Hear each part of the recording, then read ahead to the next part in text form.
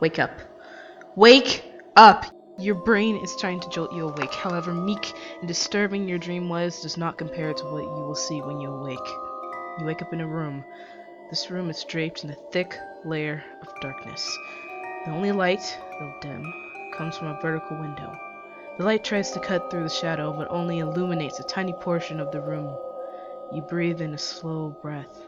The smell of rusty metal fills your nostrils. You start to cough violently at this point, both from the air and also from your escalating fear. You don't know how you got here, and you don't seem to care. You scream bloody murder for your salvation, but you know salvation will never come. You frantically try to find a way to escape, but the binds that restrict your wrists and your ankles prevent any progress. No amount of strength will release the screws that bolt the chair to the floor. You are in a room. Your eyes start to adjust to the dark as you start to see shapes fluttering on the ceiling in the dark corners of the room. You may continue to look toward the light that trickles into the room, but be wary since the sun is starting to set. You see a movement at the corner of your eye. What could it be? Sweat starts to trickle down your face as you try to follow the shadowy figure. You grow more and more frantic and start to stumble in your words. Hello? Hello? Who are you? Can you please help me? I don't know why I'm here.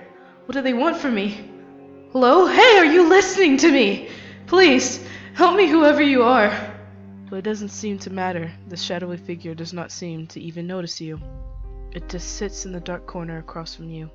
You feel your heartbeat continue to pound more and more. You feel the pressure on your breathing as you start to gasp for air. Tears start to fall into your face, melding with the sweat. The drowning amount of water escapes your face and falls onto the floor, forming massive puddles, but even those puddles can't escape your fate. The shadowy figure seems to take notice of your pleas. It seems that whoever this is coming closer and closer. You don't know whether or not this shadow is your salvation or your doom. The face of the roommate is blocked out from the encroaching darkness as the sun dips closer and closer behind the horizon. You continue to gaze upon the roommate, waiting for it to do something. However, you fail to notice the sun is almost completely gone. Even the sun needed to escape.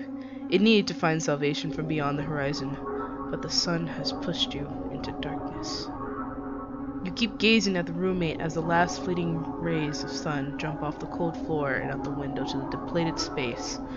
Suddenly, the roommate stops a few feet away from you in your chair.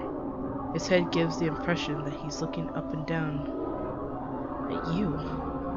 You feel your heart beat ever faster and faster, as if it will burst out of your chest at any minute. You feel the sweat and tears dripping off your chin in buckets. You feel the darkness hold you into its cold grasp. The last thing you see before the room becomes completely dark is the roommate, standing over presently in the same place. You are in a room, a pitch black room. You look around, trying to find some sort of light, but you can't find any. All of a sudden, you feel two sets of long fingers grasp into you on the backs of your shoulders. You are in a room.